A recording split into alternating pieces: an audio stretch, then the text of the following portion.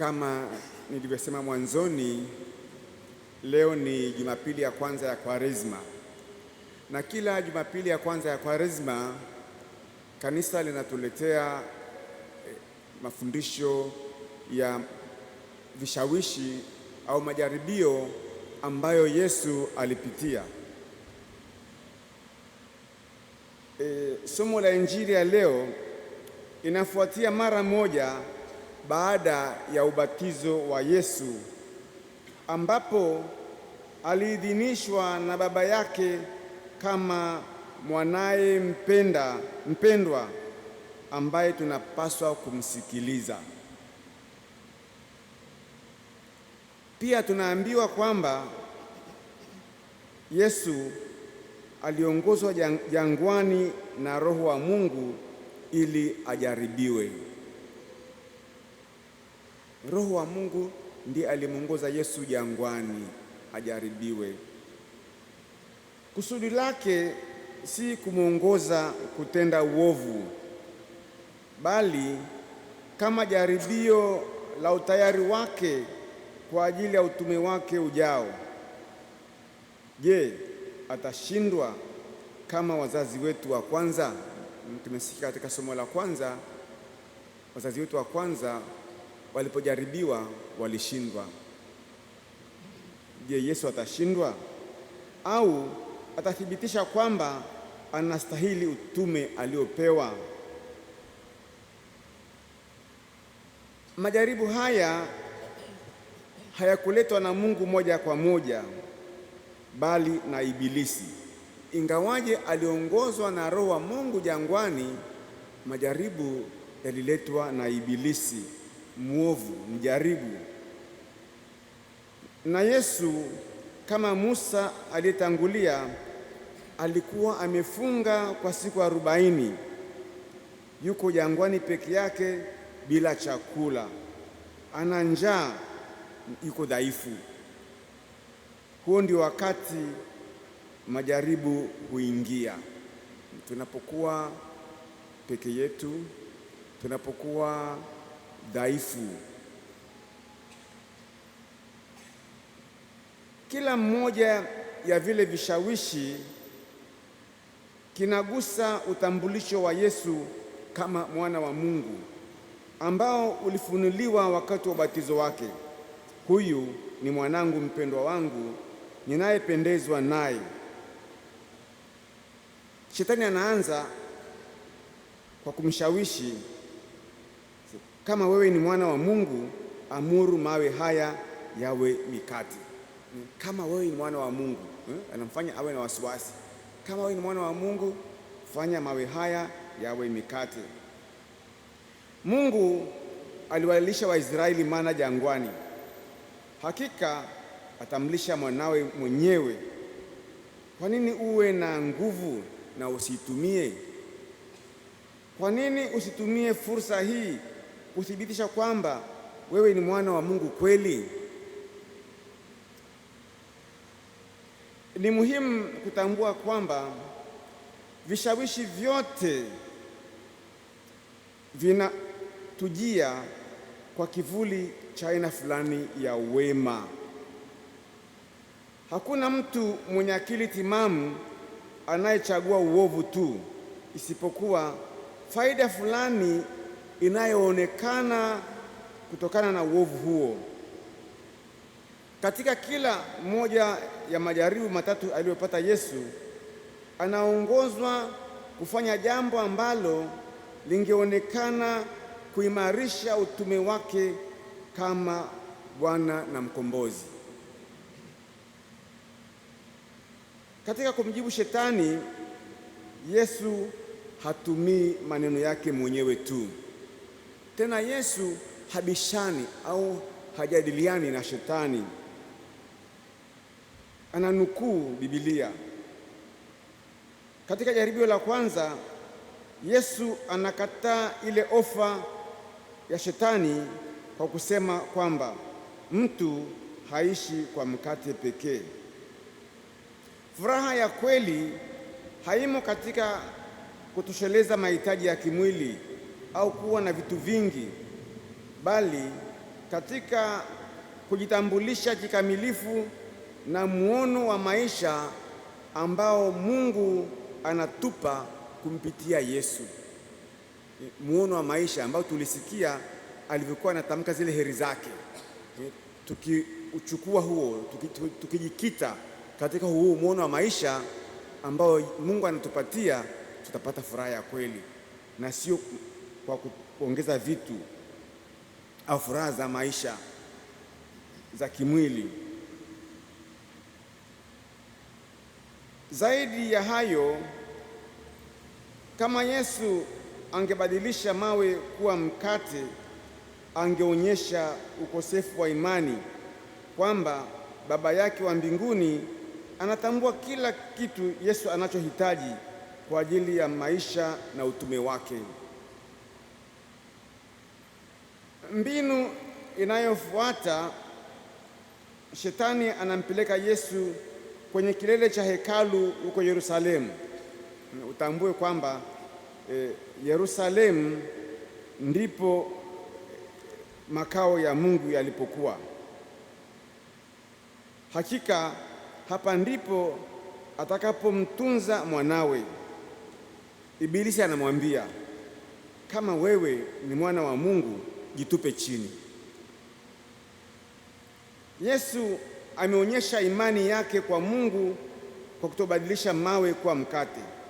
Sasa hapa kuna nafasi ya kuthibitisha imani hiyo. Mambo mawili yangetokea. Kwanza, Mungu hatamruhusu Yesu kuumia. Sasa ni Shetani mwenyewe anayenukuu maandiko kwa werevu. Atawaamuru malaika zake wakuhudumie, na mikononi mwao watakuchukua, usije ukajikwaa mguu wako kwenye jiwe. Shetani pia anatumia Biblia kwa ujanja ili kumtega. Mungu anaahidi utunzaji wake wa kimungu katika maisha yetu ya kawaida, lakini haahidi kamwe kuingilia kati kwa njia isiyo ya kawaida. Kwa mfano, kama unaumwa alafu utaji kwenda hospitali kupimwa, unamjaribu Mungu. Unabaki tu kusali na kufunga na utafuti njia ya kawaida ya kupona, hapo unamjaribu Mungu. Haionyeshi kama una imani, hapana. Au una imani mimi, hapana. Jikinge, tafuta mbinu za kidunia kuweza kujiponya. Kumbe basi Mungu anataka tufanye mambo ya kawaida, tutie busara zetu. Tunaambiwa katika Zaburi, umtwike Bwana mzigo wako, naye atakutegemeza. Hata mwacha mwenye haki aondoshwe kamwe. Zaburi ya 55 mstari wa 22. Na Mtakatifu Agustino alisema, omba kama kwamba kila kitu kinamtegemea Mungu, nafanya kazi kana kwamba kila kitu kinakutegemea wewe. Kwa sala na kazi, usisali tu na kukaa, Mungu atafanya. Mungu atafanya. Mungu huwatunza wale wanaojitunza wenyewe. Ni muhimu sana kutambua hilo. Pili, ikiwa Yesu ataruka na kuokolewa kimuujiza, basi kila mtu atajua asili yake ya kimungu na atamwamini. Lakini Yesu ananukuu maandiko tena, usimjaribu Bwana Mungu wako. Imani halisi ni uaminifu kamili na sio kutafuta ushuhuda kuondoa mashaka. Nataka uthibitishe kama wewe ni Mungu kwa kufanya hivi.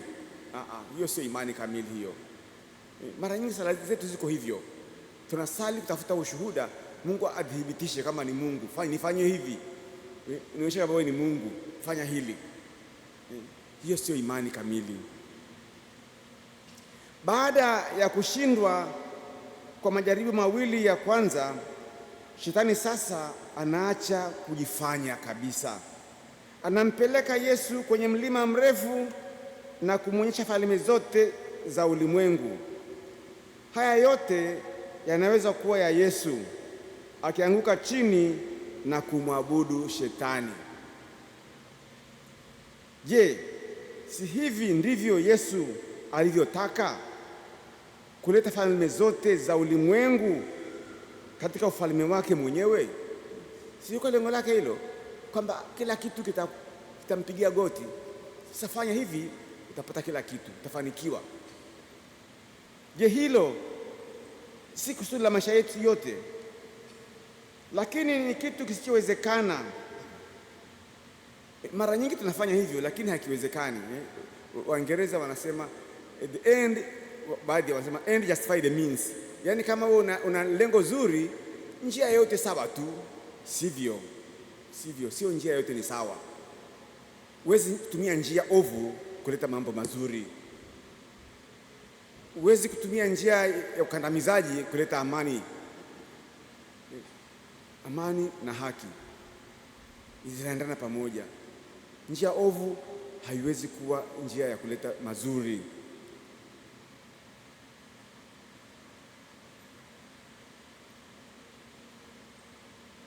Haingekuwa na maana kwa ulimwengu wote kujisalimisha kwa Yesu kama yeye mwenyewe anajisalimisha kwa yule muovu. Ingekuwa na maana gani hiyo?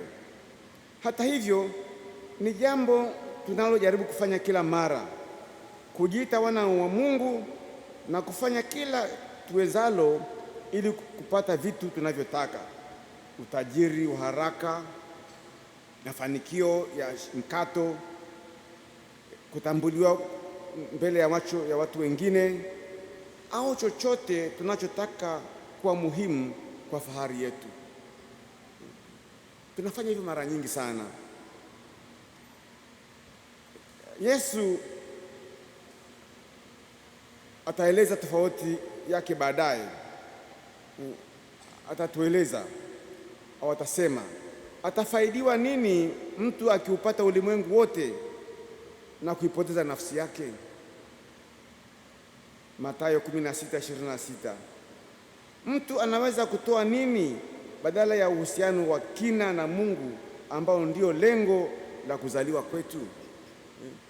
Lengo letu ni kuwa na uhusiano wa karibu na Mungu. Katekisimu inasema kwa nini tumeumbwa? Tumjue Mungu, tumpende Mungu, na mwisho tukae naye siku zote mbinguni. Ndio lengo la maisha yetu, ndio lengo la kuzaliwa kwetu. Yesu anakataa kabisa hiyo ofa. Nenda zako Shetani, anasema. Na hii inatukumbusha moja ya maneno aliyoambiwa Petro alipojaribu kumzuia Yesu asiende Yerusalemu, ambako atapata mateso mengi na hatimaye kuuawa kikatili. Nenda nyuma yangu Shetani, Yesu alimwambia Petro. Yesu anafaulu majaribio yote matatu na ataendelea kufanya hivyo maishani mwake hadi wakati wa kifo chake. Kumbe haya majaribio matatu jangwani ni alama tu ya mambo ambayo Yesu alikutana nayo kihalisia katika maisha yake, na pia ni mambo ambayo sisi tunakutana nayo kihalisia katika maisha yetu wote. Ni ishara ya majaribio halisi tunayopata katika maisha yetu. Hatuwezi kuepuka majaribu, lakini tunaweza kupambana nayo, na tunakuwa na nguvu zaidi tunapojaribiwa na kushinda. Tunapopita kwenye majaribu tukafaulu, tunapata nguvu zaidi. Yesu alizidisha mikate mara 2, lakini si kwa ajili yake mwenyewe, bali ili kuwalisha wenye njaa. Alikataa wito kutoka kwa wapinzani wake wa kuthibitisha yeye ni nani kwa kufanya ishara za kushangaza. Alisema ishara pekee ingekuwa kifo chake mwenyewe na ufufuko wake. Katika bustani ya Getsemani aliomba aepushwe na mateso yake, lakini kisha akaweka kando hofu yake ya mateso na kifo na kukubali njia ya Baba yake msalabani kwa kusema, Mungu wangu, Mungu wangu, mbona umeniacha? Na muda mfupi baadaye akasema, Baba, mikononi mwako naiweka roho yangu. Alipata vishawishi mpaka dakika ya mwisho. Yesu bado alikuwa anashawishiwa. Ili kupambana na vishawishi, tunapaswa kufuata njia ya Yesu, kwenda jangwani alivyofanya. Jangwani ni mahali pa faraga, mahali pa kuwa na majaliano na Mungu, mahali pa sala, mahali pa retreat, tukae na Mungu, mahali pa kusikiliza neno la Mungu. Pia Yesu hazungumzi na Ibilisi, bali anatumia maombi, toba na neno la Mungu apigane na uovu. Ndio silaha zetu za kupigana na uovu: sala, toba, neno la Mungu. Kwaresima ni kipindi cha kuimarisha uhusiano wetu na Yesu ambaye alikufa kwa ajili yetu sote msalabani. Kwa hivyo tujitahidi Kwaresima hii kumfuata Yesu jangwani kwa sala, mafungo na kusaidia wenye mahitaji. Tufanye majaribu kuwa fursa kwa ukuaji wa kiroho, ukuaji wa kimaadili na kiutu, ili tuwe kile ambacho Mungu ametuumbia. Mama Bikira Maria atusaidie katika hili wakati wa Kwaresima, kuwa macho mbele ya majaribu. Tuwe macho, tuyatambue majaribu hayo. Tusijisalimishe kwa miungu ya uongo ya ulimwengu huu, na kumfuata Yesu katika mapambano dhidi ya uovu bila kuchoka. Kama waraka wa maaskofu wa Kwaresima nasema kufanya mema bila kuchoka, kufanya mema bila kuchoka. Tusikate tamaa, bali tuwe na imani na matumaini kwamba sisi pia tutashinda kama Yesu, lakini lazima tufuate njia yake. Tudumu katika sala, tudumu katika zoezi ya kimwili, tuwe na nidhamu ya kimwili na kiroho, ili tuweze kuona mahitaji ya wengine, tuweze kuwaheshimu wenye shida, tuweze kuheshimu utu wa wengine. Tusipende vitu vya njia ya mkato, tusimjaribu Mungu. Tutumie elimu yetu, busara yetu kufuata njia ya Kristo. Tumsifu Yesu Kristo.